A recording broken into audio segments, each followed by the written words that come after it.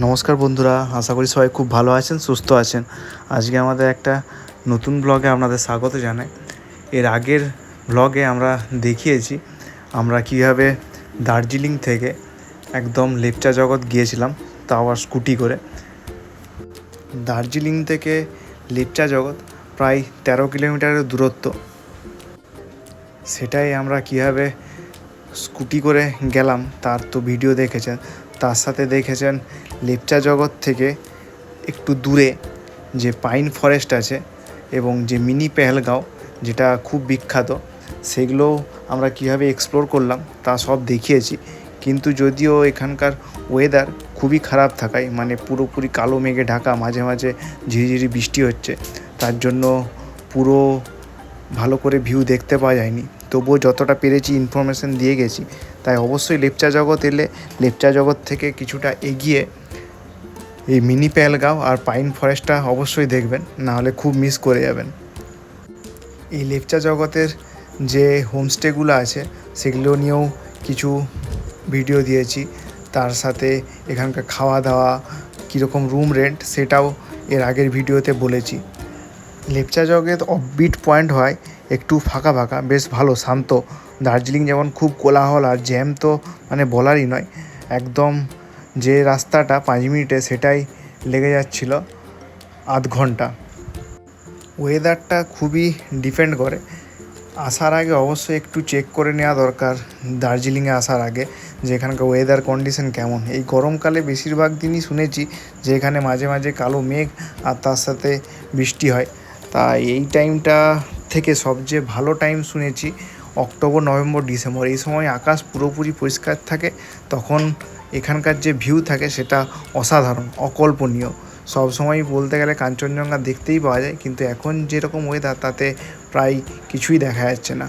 যাই হোক, তবুও কিছুটা মন খারাপ করেই আমরা এই লেপচা জগৎ ঘুরেছি।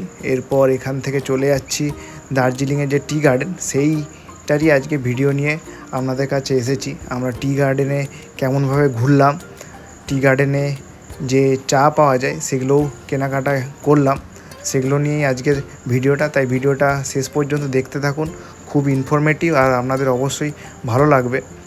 আর কিছু কোশ্চেন থাকলে অবশ্যই আমাদেরকে কমেন্টে জানান, আমরা তার যথাযথ উত্তর দেওয়ার চেষ্টা করব।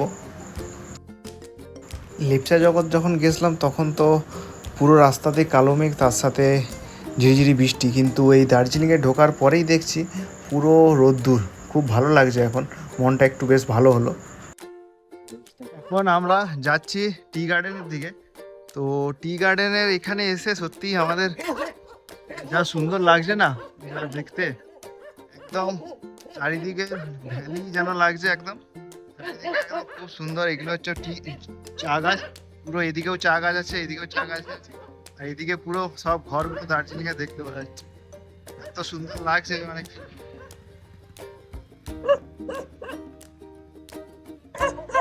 এইরকম চারিদিকে। এইদিকে সূর্য অস্ত যাচ্ছে।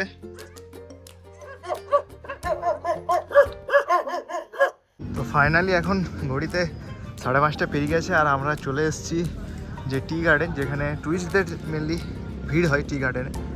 যদি এখন সন্ধ্যা গেছে বলে বেশিরভাগ আর টুরিস্ট নেই বললেই চলে, এখানে ফাঁকাই লাগছে, ওইদিকে দেখা যাচ্ছে। আর এগুলো হচ্ছে পাহাড়ের ঢালে সমস্ত যে চা চাষ করা হয়েছে। যদিও আর একটু রোদটা থাকলে ভালো হতো, একটু বেশ ভালো করে আরও বোঝা যেত এইখানটা। এগুলোই আছে। এবার এইদিকে একটু নামবো আমরা, নামিয়ার দ্বীপ। আর এইদিকে দেখা, এইদিকে দার্জিলিংটা অনেকটাই আসতে হলো, মোটামুটি 5-6 কিলোমিটার মল রোড থেকে। তো এবারে যাই। পিহু তো সেই দুপুরে খেয়েছিল, তারপর আমাদের মোটামুটি আসতে অনেকটাই, মোটামুটি 15 আর এদিকে 5-20-25 কিলোমিটার পুরো বাইক রাইড করে তারপর টি গার্ডেনে এসেছি।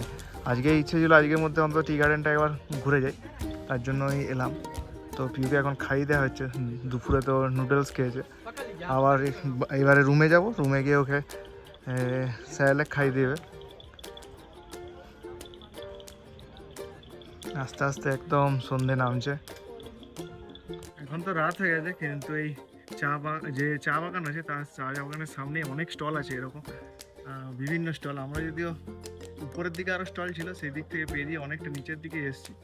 এখানে অনেক চা কিনতে পাওয়া যায়। আমাদের 150 টাকা করে এক একটা প্যাকেটের দাম বললো, আমরা নিয়েছি এরকম 4টে প্যাকেট আপাতত নিয়েছি, যেটা 15, 60, 600 হয়, সেখানে আমাদেরকে 500 টাকা নিলাম। এরপরে অনেক তো হয়ে গেছে, ফিরে যাবো হোটেলের দিকে। ফেরার পথে এইরকম একটা সুন্দর, মানে সামনে থেকে না দেখলে বোঝা যাবে না যে কতটা সুন্দর লাগবে। পুরো পাহাড়ের গায়ে গায়ে যেন মনে হচ্ছে কেউ লাইট জ্বেলে দিয়েছে, পুরো ঘরগুলো আছে, অসাধারণ সুন্দর দেখতে লাগছে, মনে হচ্ছে দাঁড়িয়ে দাঁড়িয়ে দেখি। এখন ঘড়িতে বাজলো 8টা। আমি বাইক যেটা, মানে স্কুটি যেটা নিয়েছিলাম সেটা রেন্টে নিয়েছিলাম। তো আমাদের যে হোটেল সেখানে রাখাটা খুব মুশকিল ছিল, সেখানে পার্কিংয়ের কোনো জায়গা ছিল না, তার জন্য সেটাকে আমি রেখে এলাম এই রাস্তা দিয়ে। এটা তো মল রোডের রাস্তা, এটা রামাদা যে বড় এখানকার হোটেল, তো এই রাস্তা দিয়ে আমি রেখে এলাম যেখানে ছিল, দিয়ে এলাম, ফিরিয়ে এলাম স্কুটিটা। তারপর এখন দীপ আসছে, দীপ বললো, দীপকে তো রুমে রেখে দিয়েছিলাম, রুমে পিউও ছিল, পিউ ঘুমিয়ে গেছিলো, আবার উঠে গেছে। তো এবার আমরা মল রোডের দিকে যাব।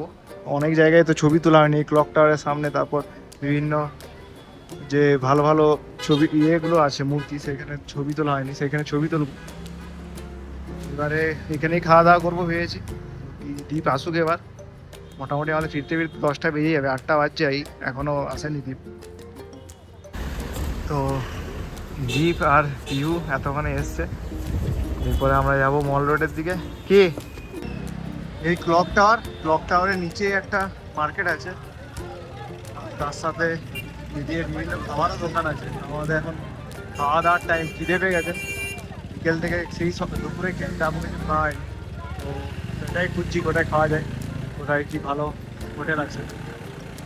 আর এখানে তো জ্যাম একদম সব সময়, সকাল থেকে রাত পর্যন্ত পুরো জ্যাম আর জ্যাম পুরো এই রোডটা।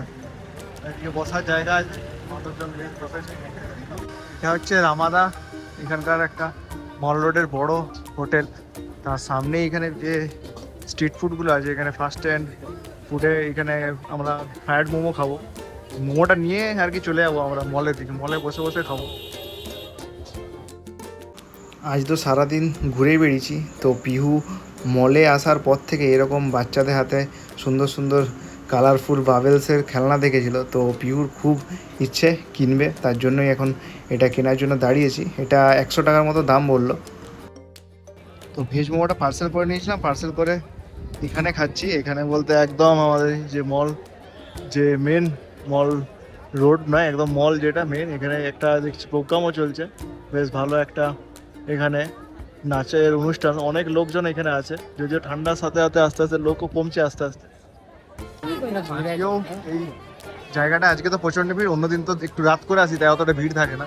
এখানে সবাই গোল করে বসে আছে, আর আমরা মোমো খাচ্ছিলাম। মোমো খেতে খেতে দীপ বললো আরও 1 প্লেট আনতে।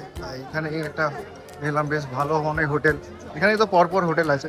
এদিকে রোডটাও খুব ব্যস্ত, এখানে ভেজ মোমো নেবো। একটু আগে এখানে একটা নাচের অনুষ্ঠান ছিল, প্রোগ্রাম হচ্ছিল এই মঞ্চে।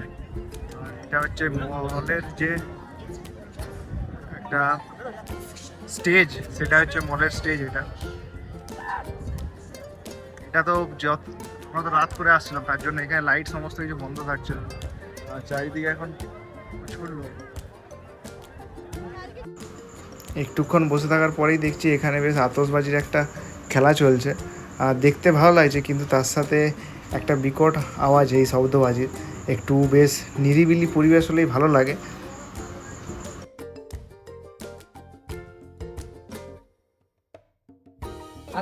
ঠান্ডার মধ্যে কফি তো মাস্ট। এখানে দার্জিলিং এসে মোমো আর চা এগুলো তো হবে না, হতেই হয় না। তো দীপ বললো যে কফি নিতে, কফি দেবে 20 টাকা। তো কফি বানাচ্ছে এখন। আর বেশ ভালোই ঠান্ডা বাতাস দিচ্ছে, তার সাথে কফিটা বেশ ভালোই জমবে। আর এখানে যে দাদাকে দেখেছি, যতদিনই এসছি, মানে গত 2 দিন পুরো এখানে কফি বিক্রি করে।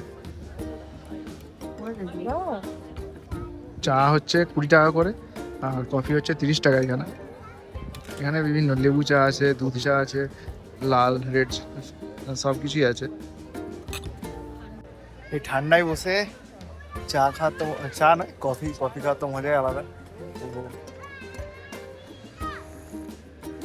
এই ভাইবসটা তো নেওয়ার সবাই চেষ্টা করে, এই দার্জিলিং মলে বসে চা কফি খাওয়ার। তো আমরাও আজকে একটু টাইম পেয়েছি তাই খাওয়া হচ্ছে, না হলে তো প্রত্যেকদিন খুব তাড়াহুড়ো। যদিও কালকে থেকে পুরোপুরি একদম কিছু ঘোরাঘুরি নয়, শুধু দার্জিলিং এক্সপ্লোর করা, দার্জিলিংয়ের লোকাল মার্কেট ঘুরবো আর তার সাথে কিছু কেনাকাটা সেগুলো হবে সব।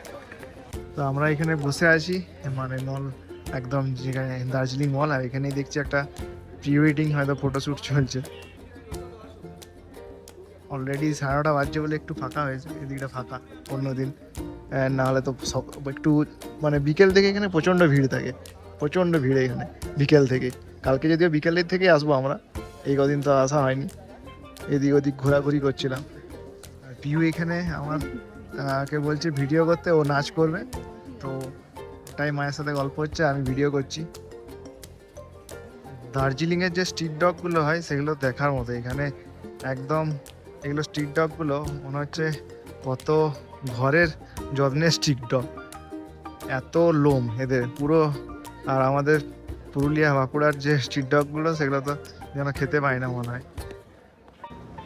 এখন তো 10টা পেরিয়ে গেছে, তাই সমস্ত কিছু বন্ধ, কিন্তু আমরা ফিরছিলাম, ফিরতে ফিরতে এত দুষ্টুমি করেছে, বলছে সানফ্লাওয়ার কিনতেই হবে, ওকে সানফ্লাওয়ার না কিনলেও কিছুতেই ছাড়বে না। সে কি ঝোঁক, কান্নাকাটি, পুরো দিনটাই শুধু ওর ঝামেলা করে যাচ্ছে। আর এই বাচ্চা 150, বা এই সানফ্লাওয়ার কিনবে বলছে এইটুকু, সেটার দাম বলছে 150। এবার দেখা যাক পিউকে কী করে শান্ত করা যায়। এখানে তো সব জিনিসেরই প্রচুর দাম, যেগুলো 20 টাকা দাম সেগুলি এখানে 40। এখন বাজছে রাত 10:30, আর খাওয়া দাওয়ার জন্য এই আবার সেই ধাবা, এখানে খাবারটা ভালো লেগেছিলো, প্রথম দিন খেয়েছিলাম, দ্বিতীয় দিন তো হোটেলে খেয়েছিলাম, তো এখানেই এসেছি এবার খাওয়া দাওয়ার জন্য। আর এখানে পরপর এই হোটেলগুলো আছে, বেশ ভালোই, আর দাম ঠিকঠাকই, খুব একটা বেশিও নয় কমও নয়, দার্জিলিংয়ে যেরকম হয় সেরকমই আর কি, একটু তো বেশি হবেই। দ্বীপ আর পিউ বসে আছে, আর এরকম সুন্দর করে সাজানো হোটেলটা। আমরা মুসৌরিতে যখন গেছিলাম তখন এরকম একটা খুব ঝাঁ চকচকে হোটেলে ঢুকেছিলাম, কিন্তু ওখানে খাবারটা একদম ভালো ছিল না, যদি এখানে ঠিকঠাকই লাগে। তো বিরিয়ানি ওখানে খেয়েছিলাম বাইরে, তারপর থেকে বিরিয়ানি খাইনি কোথাও বাইরে, আমি খেলেই বিরিয়ানি যে কী হবে কেমন হবে কে জানে। তো অর্ডার দিয়েছিলাম একটা তড়কা, তার সাথে রুটি চলে এসছে। এটা হচ্ছে হোটেল চাঁদনির 202 নাম্বার রুমটা একটু দেখিয়ে দিই কেমন। এই খুলেই, এটা তো হচ্ছে first floor, ground floor, first ফ্লোরের উপরেও আছে, সেকেন্ড ফ্লোর, থার্ড ফ্লোর আছে।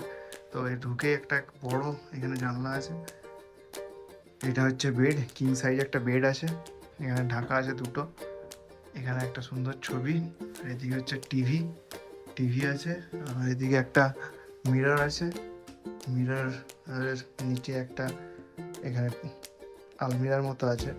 আর এটা হচ্ছে বাথরুমের মধ্যে কি আছে দেখিয়ে দিই। বাথরুমের মধ্যে গিজার আছে, এটা ওয়েস্টার্ন টয়লেট, আর এখানে হচ্ছে বেসিন, এটা পরিষ্কার, বাথরুমটা ঠিকঠাকই রুমটা। আর এই রুমগুলো মোটামুটি এই পিক সিজনে 2000 টাকার মতো ভাড়া থাকে।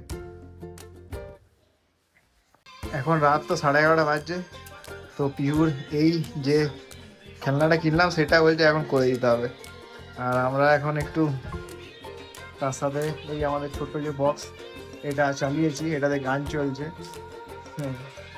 একদম আমরা ভেবেই এসেছিলাম যে এই বক্সটা নিয়ে এসে এবারে গান শুনবো, অন্যবারে তো শুধু ঘোরাঘুরি চলে, এবারে একটু জাস্ট এর মধ্যে আমরা মাইন্ড ফ্রেশ করছি এইভাবে। আর পিউ এখন এই রাতের বেলায় এই চলছে ওর এইটাকে নিয়ে দুষ্টুমি।